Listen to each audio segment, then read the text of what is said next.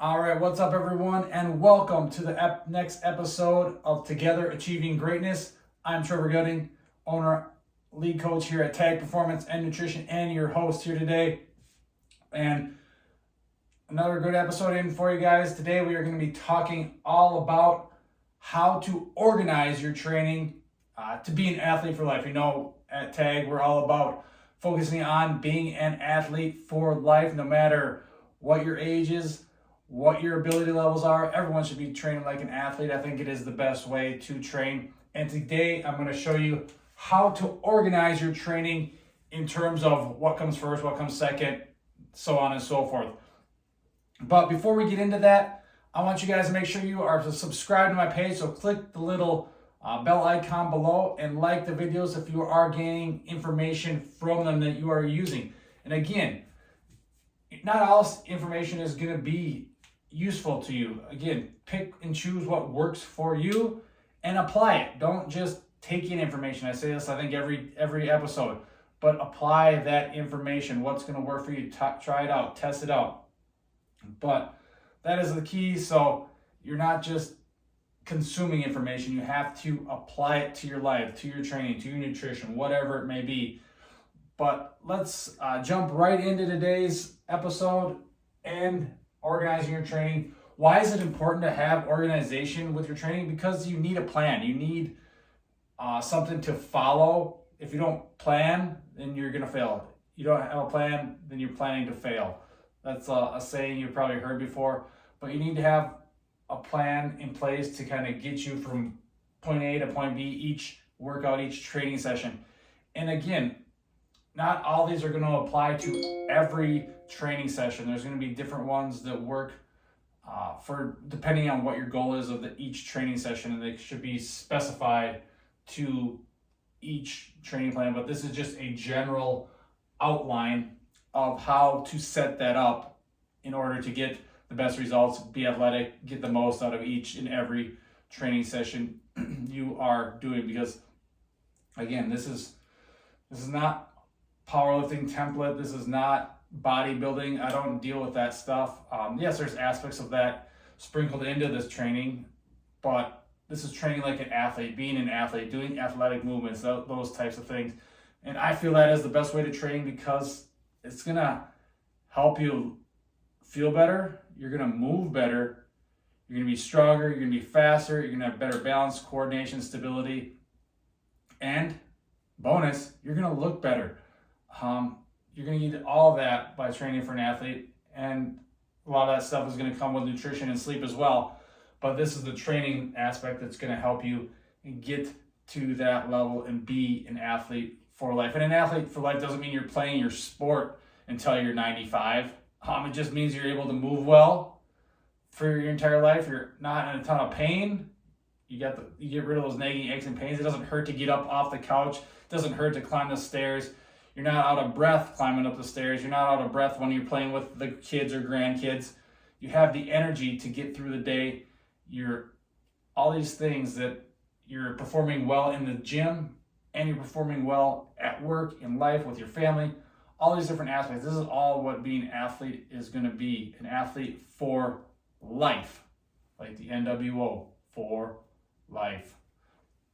So let's jump in to our training and how to organize it. And number one, the first thing we are going to start with is, I'll give you a minute to take a guess, the warm-up. And it can be called, I can't even spell.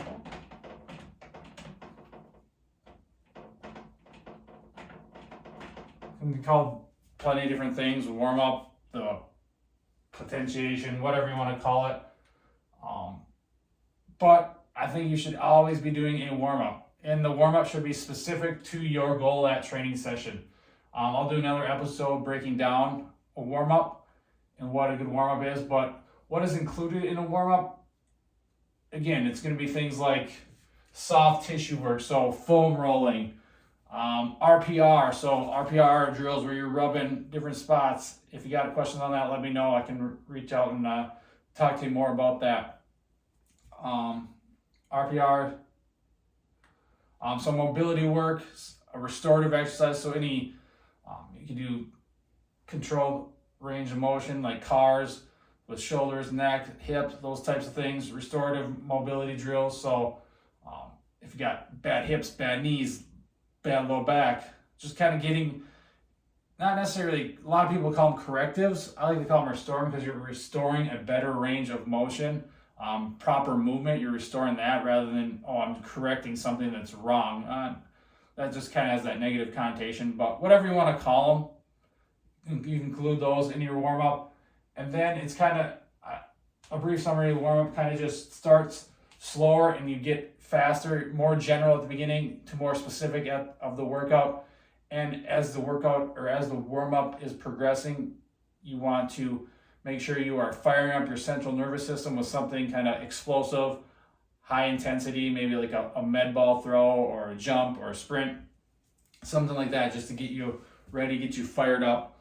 But the goal of the warm-up is to prepare your body for the upcoming workout. It creates a window of trainability for the next 30 to 60 minutes, to quote from Smitty Diesel. I love that quote. It creates that window. So it's opening up that window to get your body primed and ready for that upcoming workout or upcoming training session. So number one is our warm up.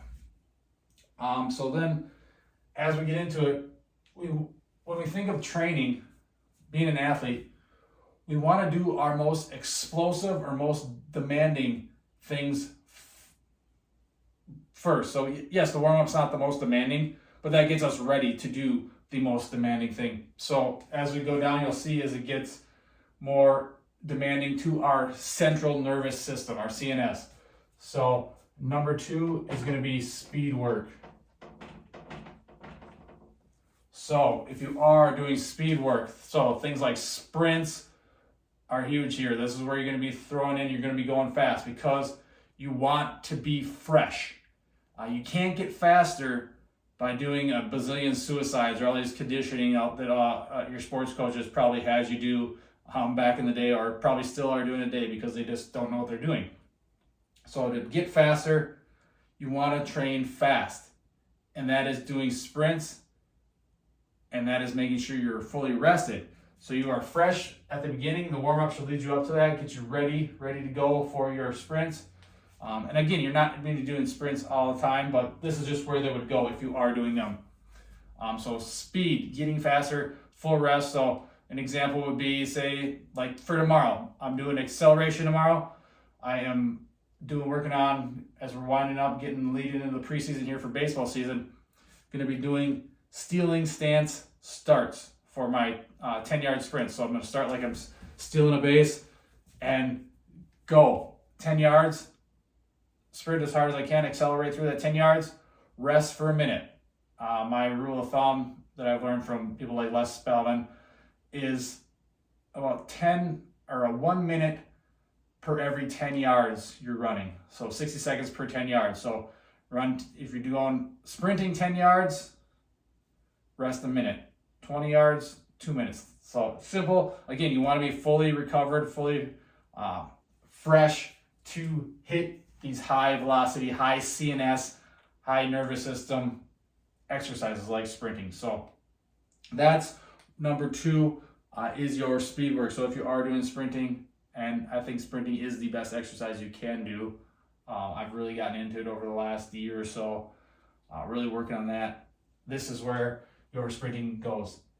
If you're trying to get faster, it's not going at the end of the workout. We'll get into that stuff later, but that is not where it goes. Speed is number two. The first thing you're doing is the most demanding, the hardest, and what we want to be the freshest for. So that's why we put our speed work right there. So, but number three, power. No one man can have all that power. So, power. What is power? This is things like, well, first let's explain what power is, why we train power. Well, being an athlete for life, if you think of athletes, they're fast, they're explosive, they're powerful. They jump high, they jump far. That's what we want to do here. Even if you're not jumping high, you're still jumping. You're still throwing. These are things, jumps, throws, mainly that's where this stuff comes in here. But why we train power? Because that's the first thing you lose as you age. Think about it. Strength takes a long time to lose. You can take a little bit of time off of strength. Aerobic conditioning, aerobic capacity, that takes a little bit longer.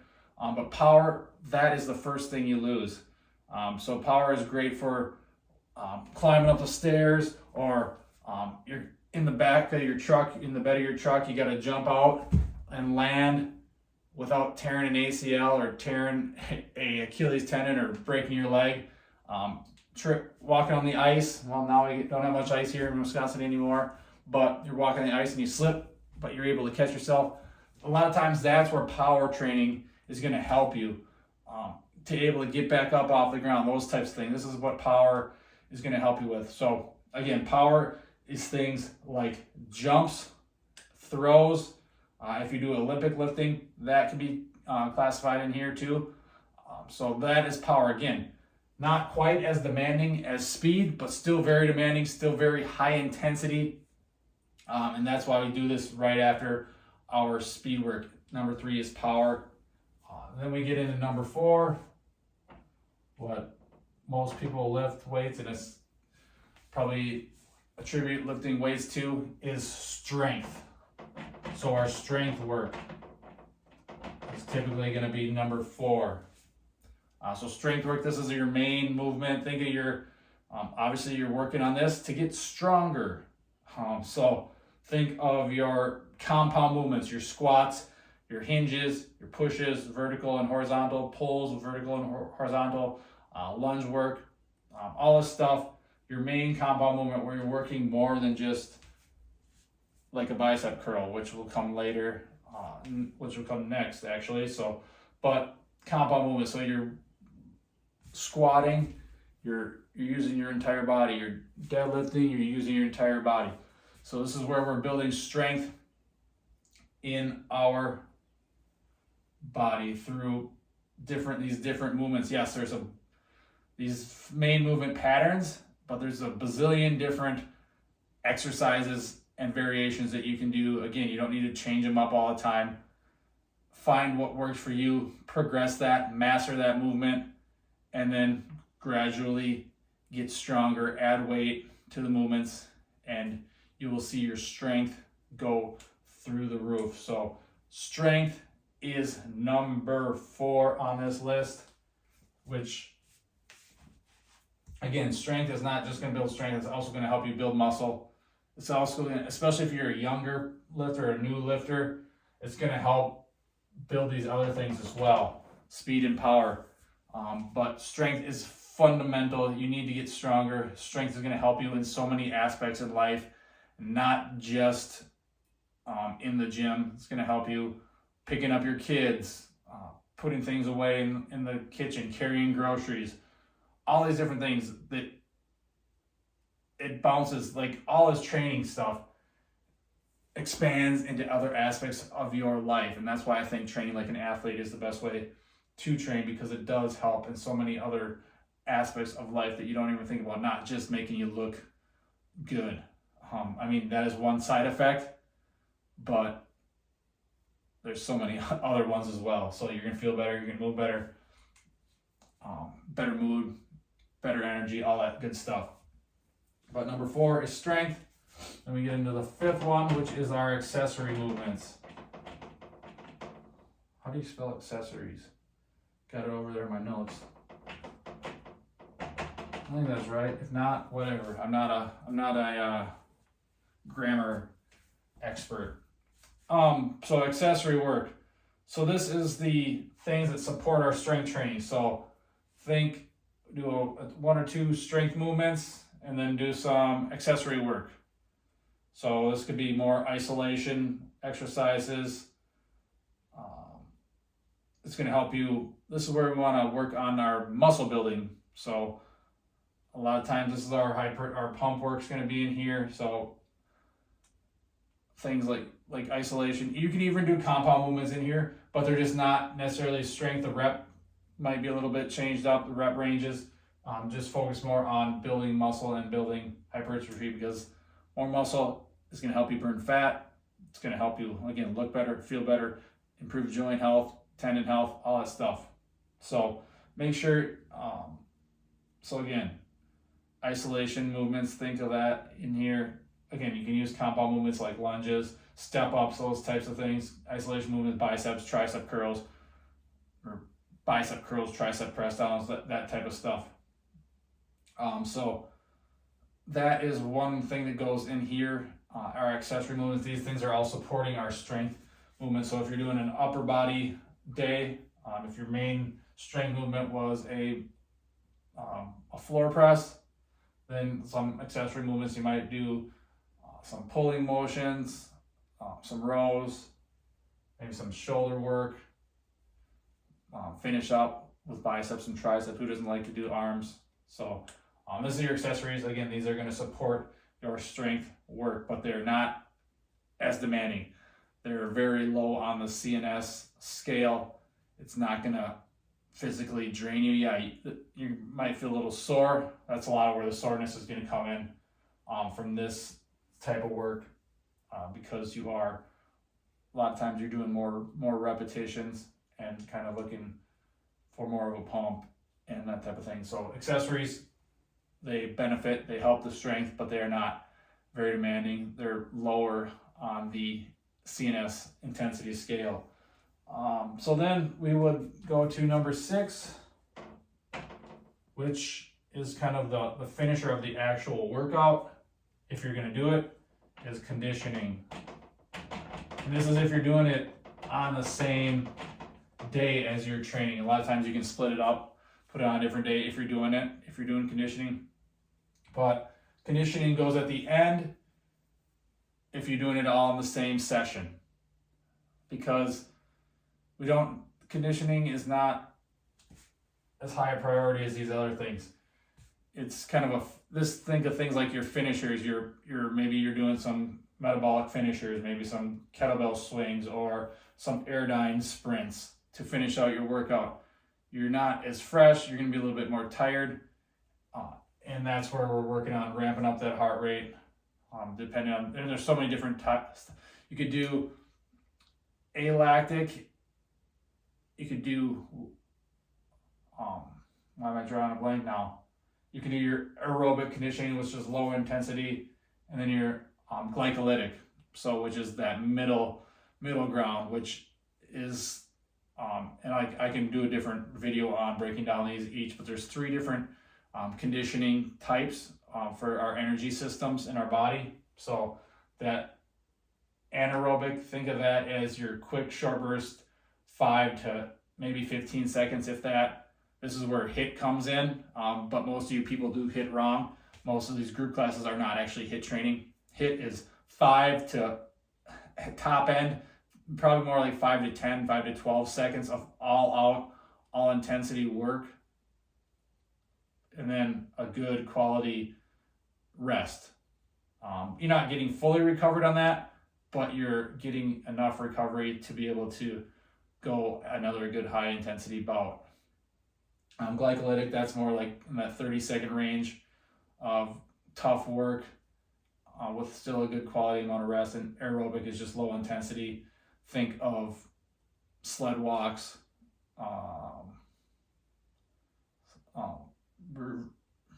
I'm just struggling right now.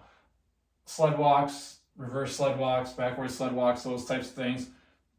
Just longer aerobic capacity, so getting on a bike and going for 20, 30 minutes, that type of stuff. Slower duration, less intense, just working on helping the heart there, our aerobic capacity. So that type of stuff, that's where our conditioning goes at the end, if we are doing it on the same day as like a strength training or speed training workout.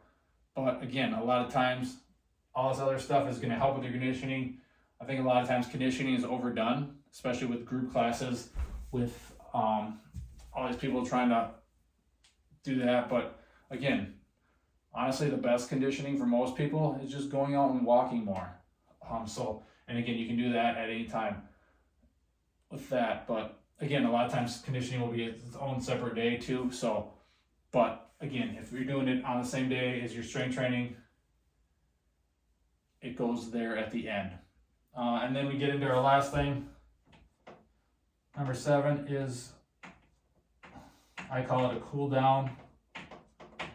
So that is simply just our post-workout routine.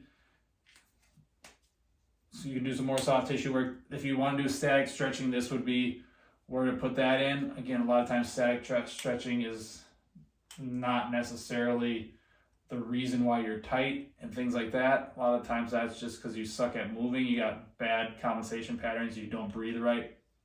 Or we're so forward down, we think our hamstrings are tight, but they're really not. It's because you're sitting all day. Everything's so tight in the front, which pulls on the back.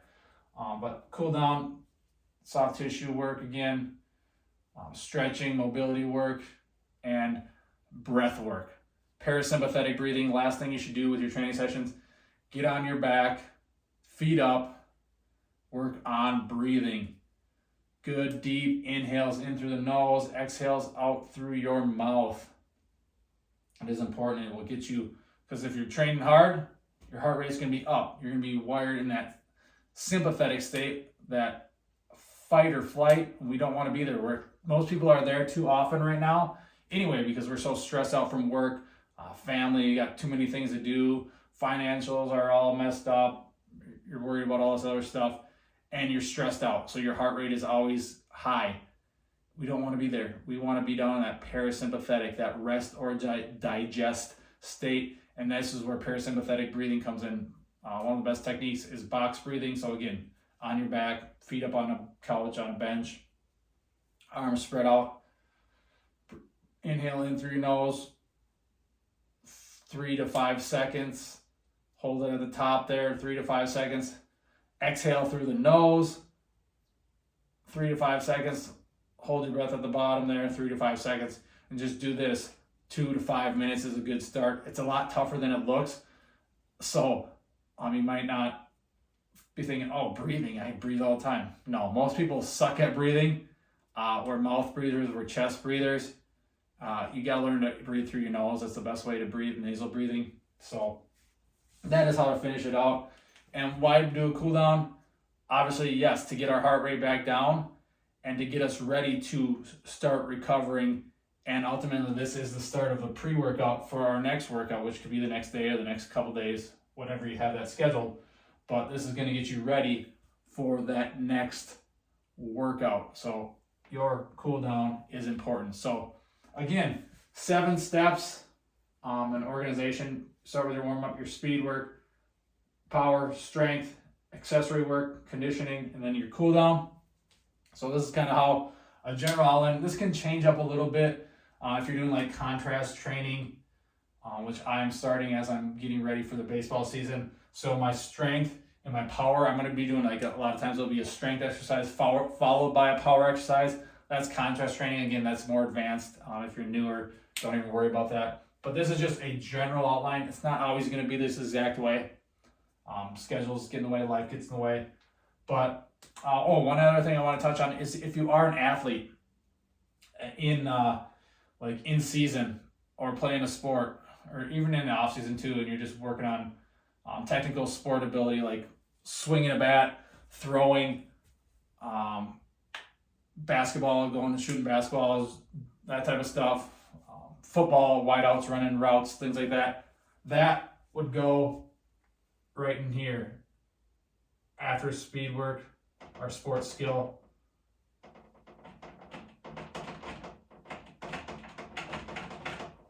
Sports skill work. So technical work, things like that, fielding ground balls, those types of things, because we want to be fresh for those. We don't want to be dragging. We don't want to just did 35 gassers and then, go field the ground ball or hit. You're going to be tired out. No, you want to be fresh for that stuff. So that would go after your speed work. Again, most demanding. And speed work is not necessarily, it's not going to make you super tired necessarily. We don't want to do that. That's not the goal of speed work. Speed work is we should be feeling fresh, ready to go. Like we did put in some good work, but we're not going to overdo it. Then we get to our sports skill if you are an athlete, working on that. So again, swinging the bat, throwing, fielding ground balls, shooting, running routes as a wide receiver. That's where that type of stuff goes in, because you want to be, again, fresh for that. You want to get good quality reps, not just reps to get reps. A lot of times with the baseball team I'm coaching, they just want to swing and swing and swing. No, that doesn't do anything. You're just going to get tired. You can see all us do, and I know I've experienced with guys that take a whole bucket of balls in their batting practice. That's not doing you any good because your bat's dragging, your slow throughs, all that type of thing. We want to be fresh, quality over quantity in that aspect. So that, if you are an athlete, that's where your sports skill goes in there right after your speed work. So think of it, coaches, if you're setting up even a practice. So you get your warm up, you do your speed work, you do your sports skill or practice there, and then if possible, do your training session afterwards. Again, it doesn't always work that way.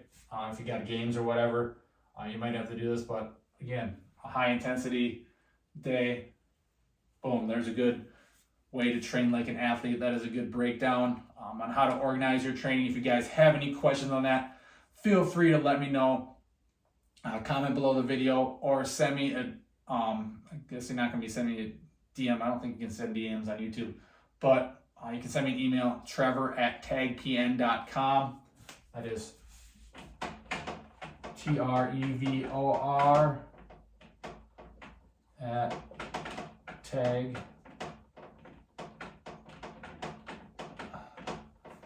Sorry, my handwriting on whiteboard sucks, even though it's actually probably better than my regular handwriting. But there's my email if you want to send me an email there. Otherwise, again, make sure you subscribe to my channel so you get these videos when they first come out. You can be the first to know. And like the videos if you are getting some good information and they're helping you, because I like help spread the word for me, and I would greatly appreciate that. So any questions, guys, feel free to reach out. And again, organize your training like this if you want to be an athlete for life. Have a great day, guys.